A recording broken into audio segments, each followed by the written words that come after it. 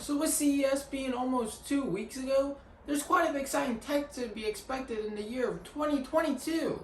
From Razer's gaming PC desk, all the way to color-changing cars, what? But in this video, I'm going to be sharing with you guys some cool tech you should be excited to see this year of 2022. Without further ado, let's jump right into the video.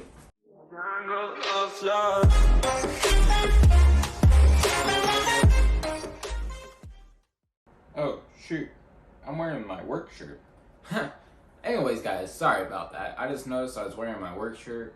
I have work here in a little bit. Normally I switch it out, but who cares? Let's just get started with the video. Now, not all of these products are from CES and aren't just Apple. They're a combination of both. And I'm not going to be going in as depth in these Apple products just because I have a separate video coming out for that. So if you're not subscribed yet, hit subscribe. That way you're ready for the Apple product videos when they come out.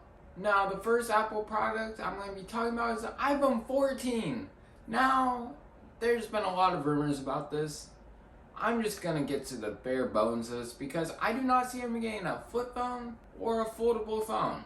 Supposedly they've been working on it since 2011, but I don't really see that happening quite yet. They're probably letting Samsung experiment with it. That way they can just see if the foldable phones actually stay in the market. But anyways, the iPhone 14 is rumored to have a hole punch camera, like Samsung's.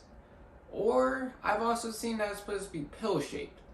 I'm going with the more pill-shaped, considering that it wouldn't look like all the other flagships out there. And there also might be some sensors underneath the screen that they can't hide, such as the Face ID scanner. Something that would be nice to see in the iPhone 14 is both Face ID and the fingerprint sensor on the lock button like they did with one of their iPads. It just would make it a lot better when you pull out your phone, you could already have it unlocked. I think a lot of people would actually like this feature, so hopefully they implement it. There's been rumors that they're supposed to, but all we can do is hope for the best, right? Apple is also rumored to be launching a new watch in their lineup, and it's called the Extreme Sports Edition, or it could be called the Pro Edition. I see them leaning more towards the Pro Edition, considering the fact that they don't even have a Pro in their lineup of watches yet. I mean, all of their other lineups have a Pro, like even the AirPods have a Pro. Anyways, it's supposed to have a flat body, kind of like our iPhones, and to be made out of titanium. Also, the iPhone 14 is rumored to be made out of titanium. Now, it would be nice to see more of their devices made out of titanium, considering the fact that it's lighter and more durable. It's also rumored to come with a body temperature sensor. That way you can check to see if you have a fever and could be possibly sick. Another Apple product that's supposed to be redesigned is the MacBook Air. Now, this would make sense since we haven't seen a MacBook Air redesign in 6 to 7 years. From when they went from the 2015 edition to the 2016 edition. Now, it definitely was a cool redesign. The one thing I do miss, I'm not gonna lie, is the glowing Apple logo. Now, I'm sure they did that for thermals and to make it lighter, and that way they can make it smaller and fit a better display in there, but come on, guys. The glowing Apple logo was cool. Who doesn't agree with me? It's now supposed to also be getting a redesign, but maybe to come in different colors. Now, I'm not too thrilled about it coming in different colors. Considering I didn't see a space gray or even a black on there, I assumed they would make one. But I'm mainly more of a space gray type of guy. I like to be in outer space, and I'm kind of on the gray side, yeah. It's also supposed to be getting MagSafe, so that would be super nice to see. Even though that I've lived without MagSafe for a while, MagSafe was just nice to know that if you accidentally trip over your cord, your laptop won't go flying across the room. One other thing it's supposed to have is a mini LED display. Now, their new MacBook Pros just got one, so I would assume that this would hopefully get one.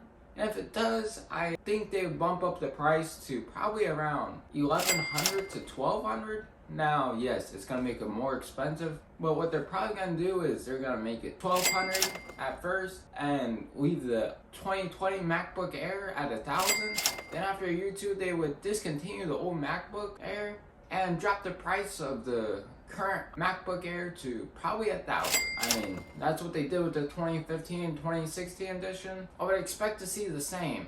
Okay, guys, I'm sorry with all the Apple products, but there's just one more I have to mention. and that's the iPad Pro.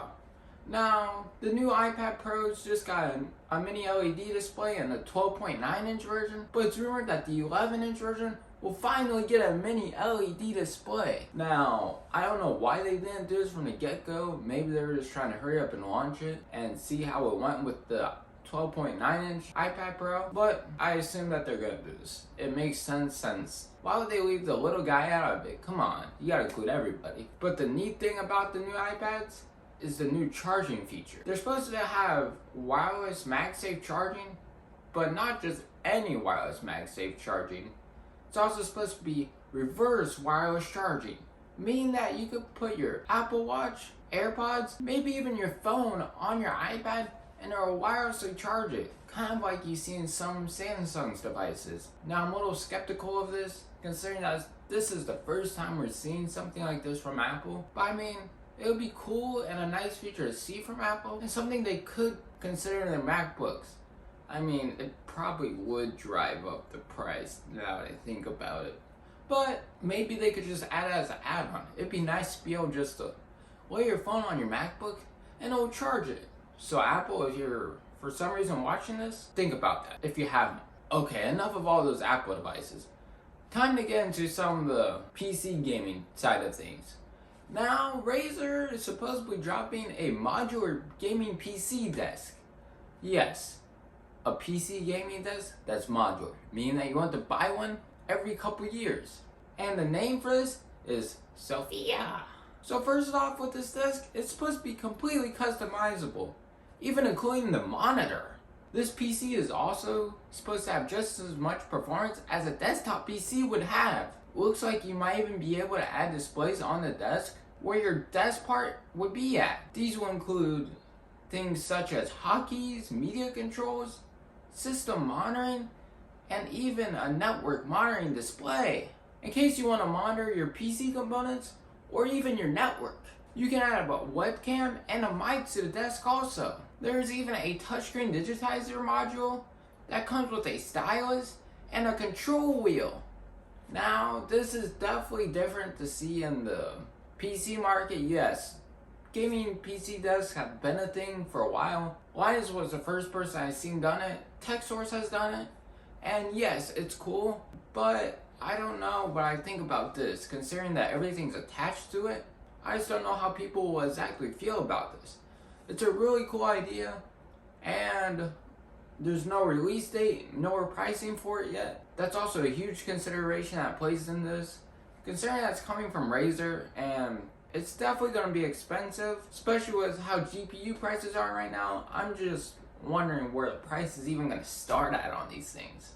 Then AMD is also supposed to be dropping a new CPU. It's called the Ryzen 5800X3D, which just would make AMD's first vertically stacking V-Cache technology. It's supposed to beat their own Ryzen 9 5900X and even Intel's i9 12900K. This will make it the world's fastest gaming CPU. That's crazy if AMD is able to pull this off, because it's been a while since AMD's really been up there. Yes, they did make a comeback with the Ryzen series, but I have a feeling Intel might have something up their sleeve. So it was first demonstrated on a 5950X, so I assumed that they would drop a 5950X 3D, as well as a 5900X 3D, but the one we know for sure is the 5800X 3D.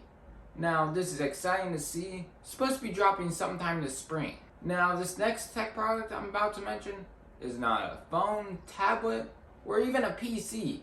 It's a car, and not just any car, a color-changing car. It's called the BMW iX M60. It has the same performance of their BMW X5M, but with zero emissions.